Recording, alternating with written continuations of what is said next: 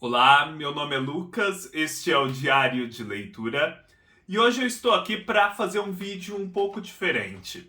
Eu decidi falar do porquê eu gosto dos meus escritores e escritoras favoritos.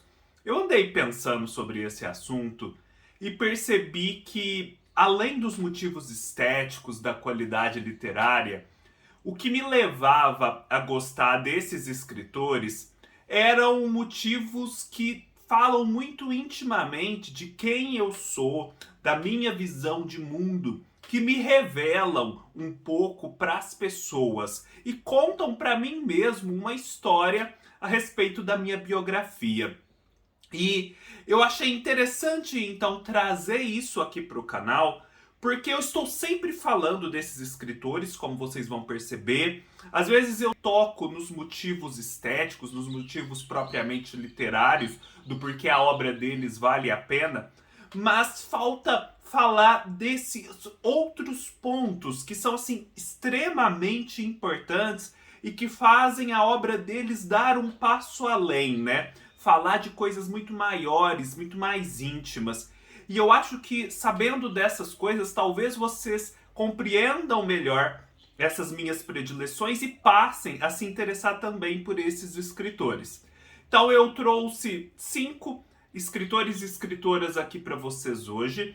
Lógico, há alguns escritores que eu considero que podem se tornar meus favoritos, mas que eu não trouxe hoje, porque eu ainda estou começando a ler a obra, ainda não me sinto suficientemente distanciado dela para poder fazer uma avaliação, como por exemplo o Guimarães Rosa, o Nelson Rodrigues, o Roberto Bolanho. Todos esses eu acho que vão crescer muito e talvez quando eu fizer esse vídeo no futuro eles possam aparecer.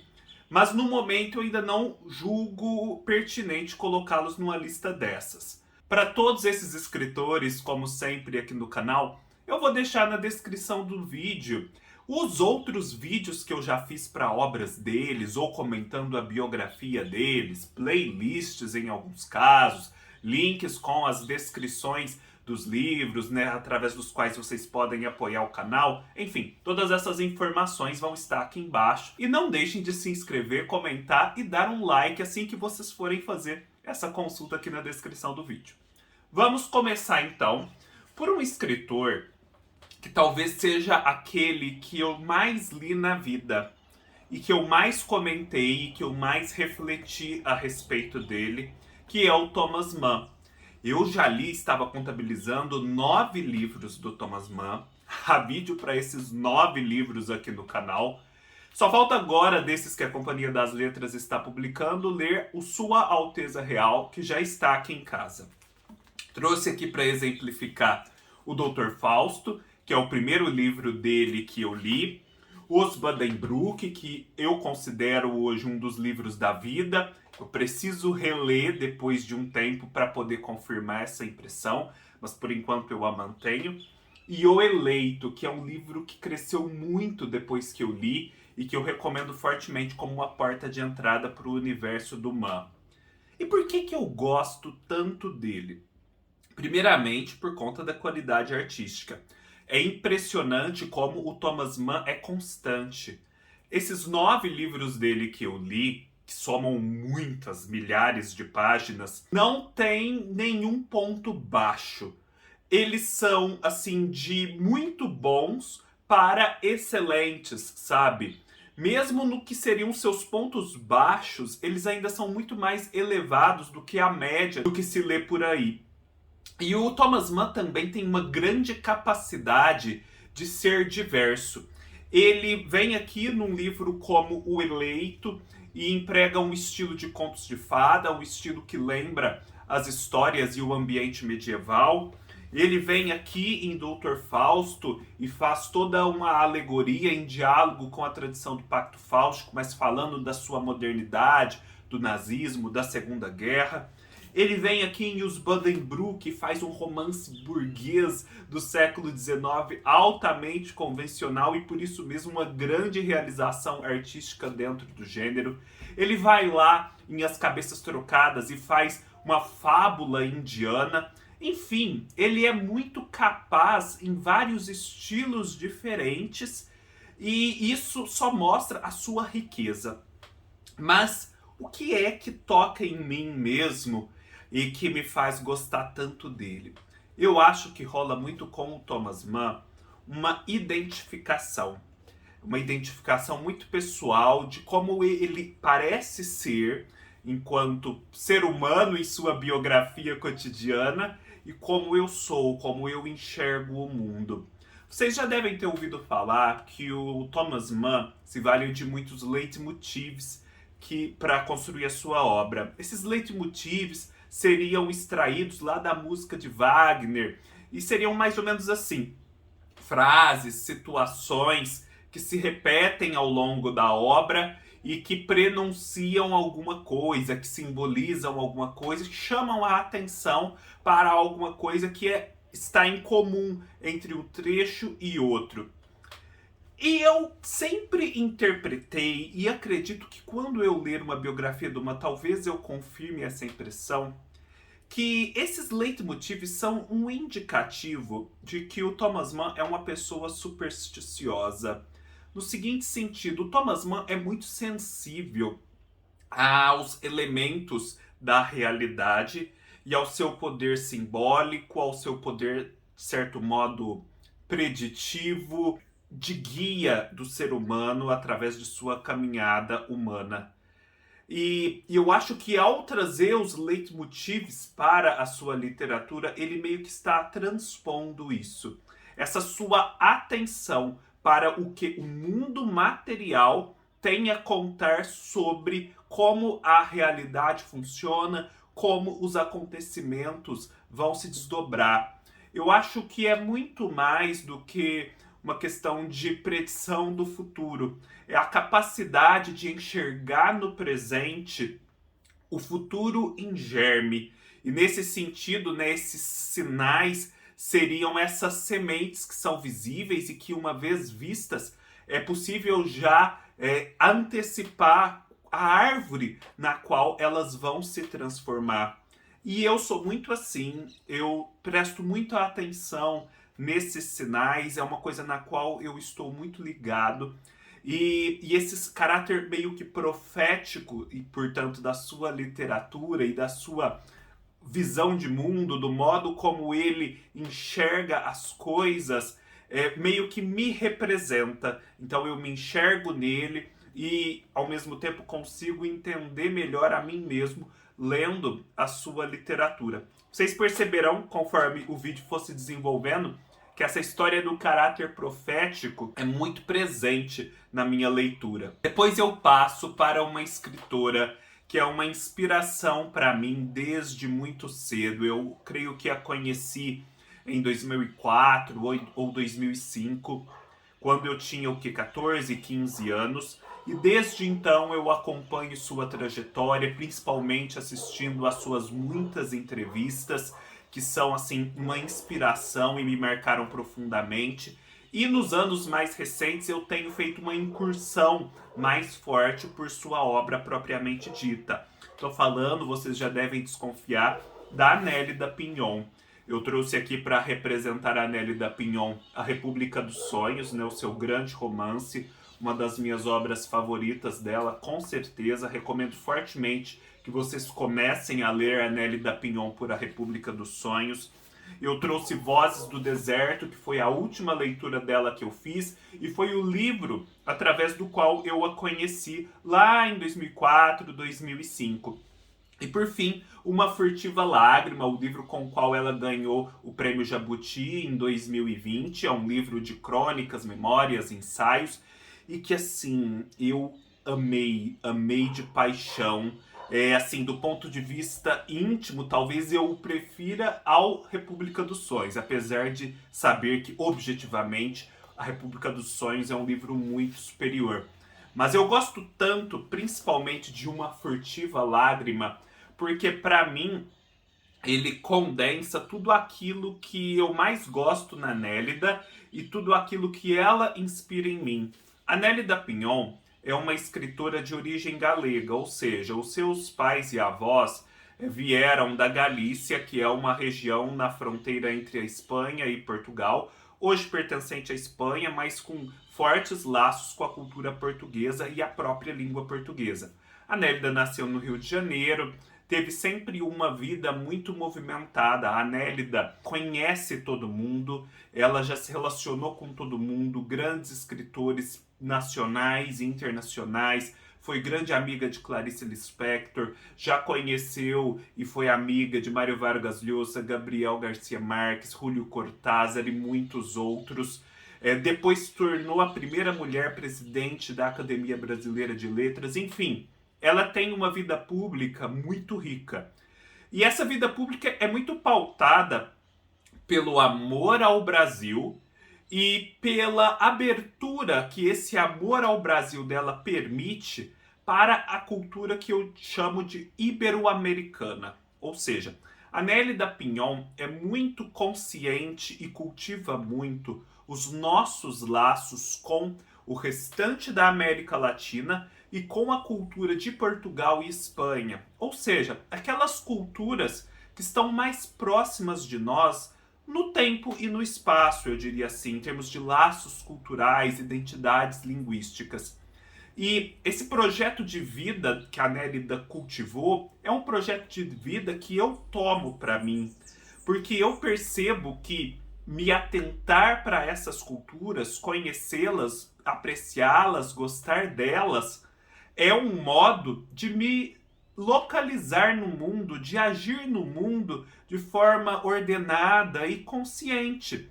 Afinal de contas, para mim é meio que assim: como que eu estou num lugar, por exemplo, na minha casa, e não vou conhecer aquilo que está à minha volta, a minha própria cidade, saber o que tem nela, o que é bom, o que é ruim? Se eu fizer isso, eu vou ser um ignorante, porque eu vou estar menosprezando aquilo que está imediatamente ao meu redor e que me afeta diretamente. Então, por mais que depois eu possa criticar certos aspectos dessa cidade onde eu moro, é preciso antes conhecê-la para me orientar no dia a dia, no tempo e no espaço. Eu penso o mesmo em relação às culturas latino-americanas e ibéricas. Então, isso se tornou para mim um projeto de vida muito por conta da Nélida Pinhon, que promove muito isso. E tem uma coisa mais profunda na Nélida Pinhon. Vocês perceberão que a Nélida Pinhon é uma pessoa assim de fé, uma pessoa que acredita em Deus, numa força superior, mas ela é também uma pessoa muito ciosa da sua humanidade, daquilo que há do humano de carnal, de erro, de equívoco, de falho, de tropeço. Isso está muito exposto aqui nesse livro, Uma Furtiva Lágrima, que ela escreveu depois de ter uma falsa sentença de morte decretada por um médico. Então, eu julgo que a Nélida Pinhon tem um elemento muito prometeico na obra dela, né? Quem é Prometeu? É aquele personagem que rouba o fogo para entregar aos homens e assim torná-los um pouco mais divinos. E eu gosto muito dessa ideia, da ideia do homem que está em relação com Deus, que tem uma relação saudável, frutífera, mas que também tem o seu valor e que merece ser respeitado em sua humanidade. E essa humanidade envolve falhar, envolve poder tropeçar e levantar de novo, envolve as suas baixezas, os seus aspectos corporais, os seus instintos, a sua animalidade. Eu acho que a Nélida tem essa visão prometeica. Eu falo que esse livro é meio teológico nesse sentido, né? Eu enxergo dessa forma. E por isso ele cala fundo em mim. E até mesmo no cristianismo, né, o que me inspira principalmente é essa ideia, né, da união do humano com o divino. Cristo que é Deus e que é homem, e que ao se tornar homem também diviniza a humanidade. Isso é algo que me interessa bastante e, para mim, está muito presente na obra da Nélida. Em Vozes do Deserto, por exemplo, ela fala muito da carnalidade, do erotismo. A literatura da Nélida é muito erótica. E erótica no sentido assim da corporalidade mesmo, da corporalidade mais crua. E eu acho que com isso ela quer justamente prestar uma homenagem a isso que em nós é indissociável. Eu tenho muito medo de religiões e leituras do mundo excessivamente espiritualizantes, que só consagram o mental, que só consagram o abstrato que está no humano, mas que negam, que consideram como ruim e desprezível o corpo, a corporalidade, os objetos, o mundo material. Então eu acho que aqui na Nélida Pinhon a gente vê um equilíbrio bem interessante entre esse espiritual e o material. Depois eu vou para um escritor que meio que condensa dois elementos que eu mencionei do Thomas Mann e da Nélida Pinhon, que é o Michel Houellebecq, escritor francês do qual eu já li 3 livros e que me marcaram profundamente. Li Submissão, Serotonina e Plataforma. E eu diria que talvez o que eu mais gosto é Plataforma, apesar dos outros dois também serem muito bons, principalmente Submissão.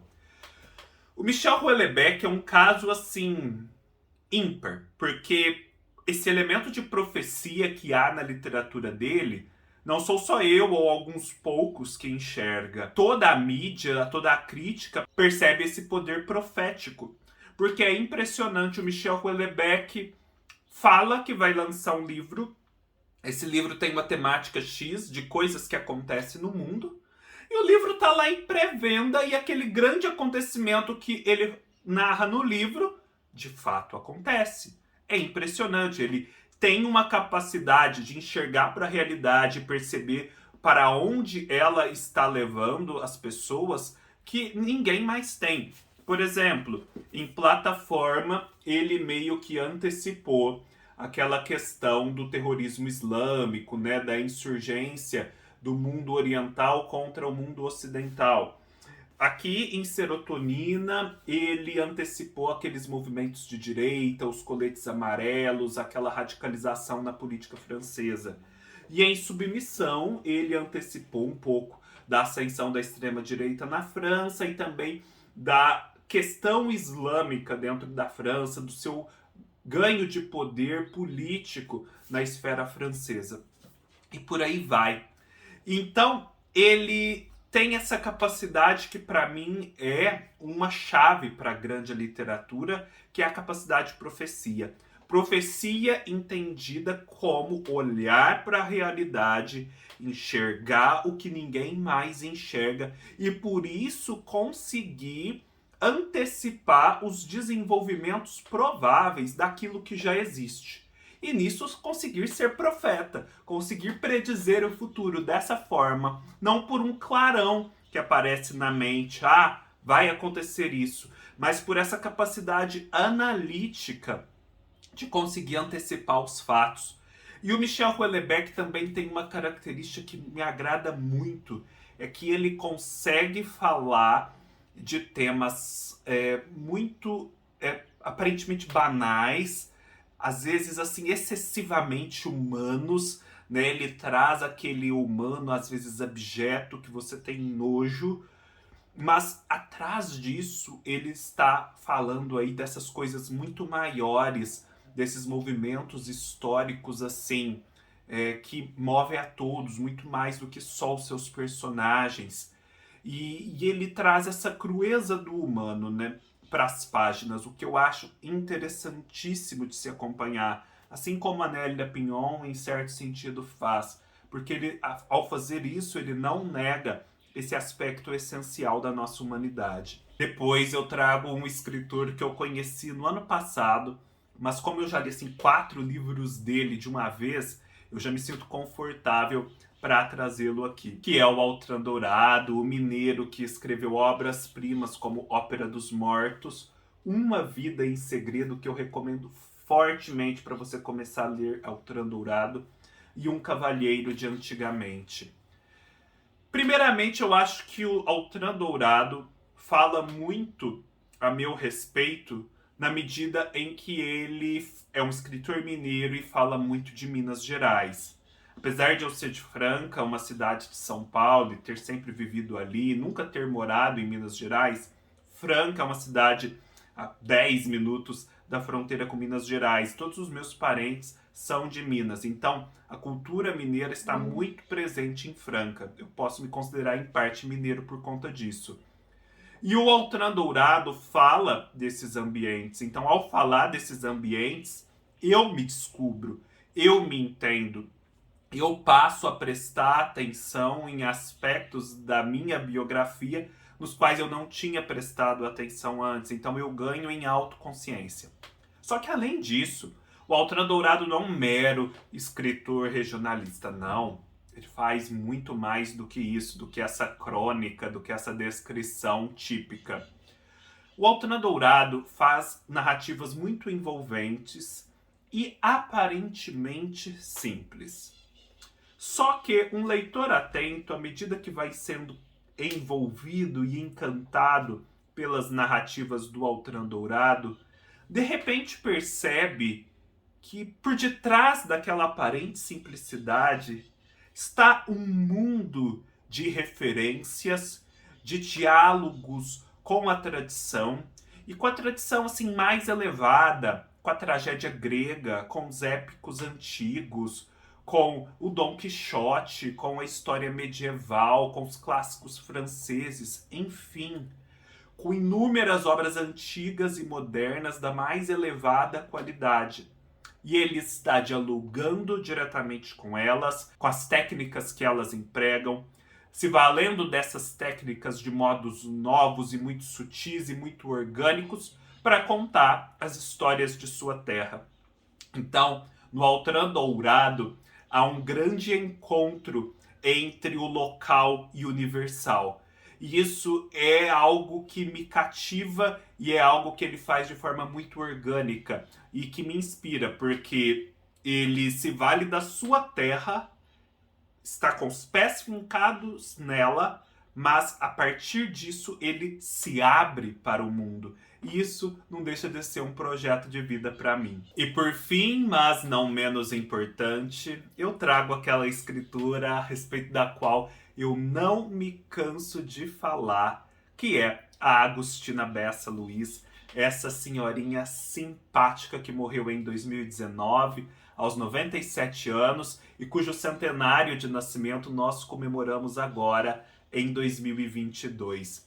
Da Agostina eu já li, tem vídeo aqui no canal, a sua biografia, O Poço e a Estrada, O Mosteiro, que foi o primeiro livro dela que eu li, A Sibila, que é o livro dela que vocês podem encontrar com facilidade e que é atualmente o meu livro favorito da vida, de forma indisputada, e vocês já devem desconfiar do porquê.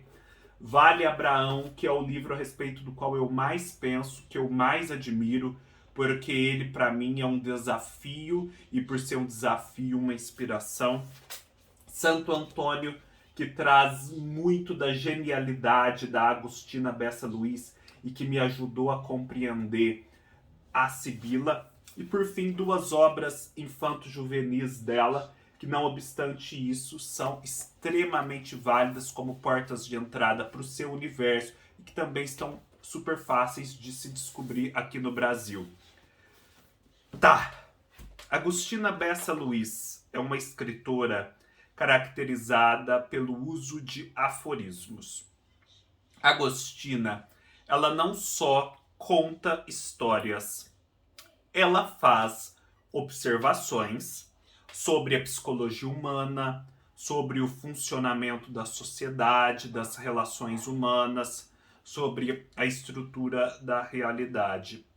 Só que assim, vocês vão falar, tá, mas tantos escritores fazem isso, né? Tem sacadas geniais, insights muito interessantes. O que a Agostina faz nesse sentido que é diferente? A diferença é que a Agostina Bessa Luiz é uma máquina de insights. Outros escritores têm um achado aqui e ali ao longo de uma narrativa. Agostina Luiz, em livros como esse, Vale Abraão, é uma verdadeira enxurrada de percepções geniais a respeito de tudo. E isso inserido de forma orgânica nas suas histórias. De modo que assim, você vai lendo os livros dela e vai descobrindo coisas a respeito do mundo e se sentindo assim, cada vez mais inteligente, mais consciente a respeito do funcionamento das coisas.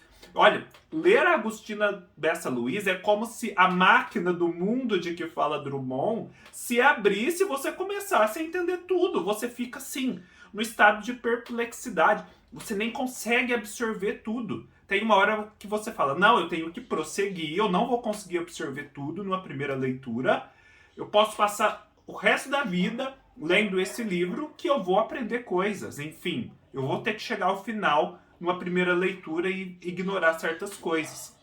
Porque senão você não vai pra frente. E assim, o mais interessante é que a Agostina escreveu tipo 70 obras, como vocês podem ver aqui nessa biografia. E todas nesse nível. Você fica pensando, que inteligência que tinha essa mulher para poder escrever tudo isso e de forma constante ao longo de uma vida de 97 anos. Se a gente às vezes leva uma vida para ler um livro dela, imagina escrever 70. Então tem esse elemento de inspiração na obra dela e tem justamente nessa percepção da realidade esse olhar novo para as coisas, nessa crença de que é possível olhar para as coisas e enxergar nelas muito mais do que a superfície revela a princípio. Ou seja, as coisas que estão ao nosso redor no mundo são guias, são estradas nas quais a gente pode caminhar com segurança, né? A gente não está num mundo desordenado em que tudo é um enigma. É possível acessar certos segredos mediante o uso da inteligência, da intuição, da arte, lendo a Agostina. E isso é muito significativo em A Sibila. A Sibila é um livro que se passa no Portugal rural do começo do século XX. E, no entanto, eu encontrei nesse Portugal rural muito mais do que uma terra distante num tempo distante. Eu encontrei pessoas, falas, um cotidiano muito próximo do que eu vivi lá em Franca com os meus parentes, vivendo na fronteira com Minas Gerais. Então, nesse momento já teve uma grande identificação e uma grande inspiração, porque eu percebi quão profunda é essa nossa ligação com Portugal e o quão ignorantes nós somos dela e o quanto é preciso tomar consciência disso. E depois tem a personagem, a Sibila. E a Sibila traz um pouco do que eu gosto na Nélida Pinhon, que é essa capacidade de olhar para o mundo material e ver nisso uma mística. A Sibila, na verdade, não é uma mística. Ela é uma mulher super ligada ao cotidiano, à vida burguesa. Burguesa assim, né? Rural burguesa. No sentido de ser ligada ao comércio, à prática da agricultura, às questões familiares. Enfim, ao dia a dia, questões materiais. Melhor do que a palavra burguesa. Questões materiais. Só que, como a Agostina revela aqui, ela trata do dinheiro, ela trata dos empréstimos, ela trata das negociações com os mercadores como quem faz mágica, como quem vê no dinheiro elementos mágicos, como quem faz um trabalho místico. Então, existe essa transcendência que parte do que é muito material e que é muito sutil. E, além disso, justamente por ser a Sibila estar tanto ligada aos elementos materiais, a personagem principal, ela é capaz de dar muitas orientações argutas para as pessoas e por isso passa a ter essa fama de a Sibila. Mas por quê? Porque ela está tão conectada com o seu tempo e o seu espaço que ela é capaz, como esses escritores que eu mostrei para vocês, de predizer o futuro, né? De antecipar possibilidades de desenvolvimentos dos fatos. Então, como vocês podem ter percebido, eu acredito muito na literatura como profecia, como a capacidade de revelar o que estava oculto, né? Como uma descoberta, um levantar do véu. E assim a gente passa a enxergar o presente e poder se guiar no tempo e no espaço e antecipar com razoável probabilidade o que vai acontecer no futuro e por isso não sofrermos tanto com o imponderável.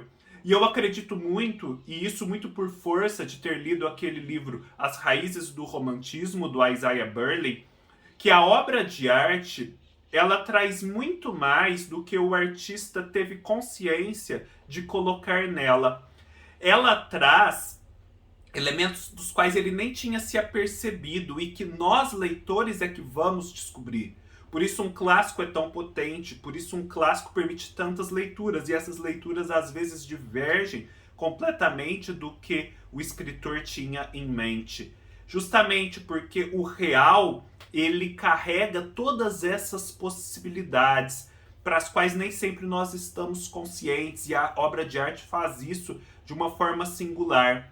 Só que tendo olhos para ver, a gente começa a enxergar muito mais do que a mera superfície traz. Então, assim, eu acho que para mim a literatura e esses escritores representam isso, é essa descoberta, é abrir os olhos para o mundo. É isso, pessoal. Espero que vocês tenham curtido e entendido um pouco aí dessa minha dinâmica com esses escritores, com os livros, com a vida e a literatura. Espero que vocês possam ler esses livros e tenho certeza, descobrir muito mais do que eu trouxe aqui a respeito deles. Se gostaram, deem o like, deixem seus comentários, se inscrevam no canal, sigam-me nas minhas outras redes sociais, o Scooby, o Instagram, leiam-me no meu blog. Todos os links estarão aqui embaixo. Não se esqueçam que eu deixei todas as referências sobre esses escritores e esses livros aqui na descrição do vídeo. E nos vemos numa próxima oportunidade. Até mais!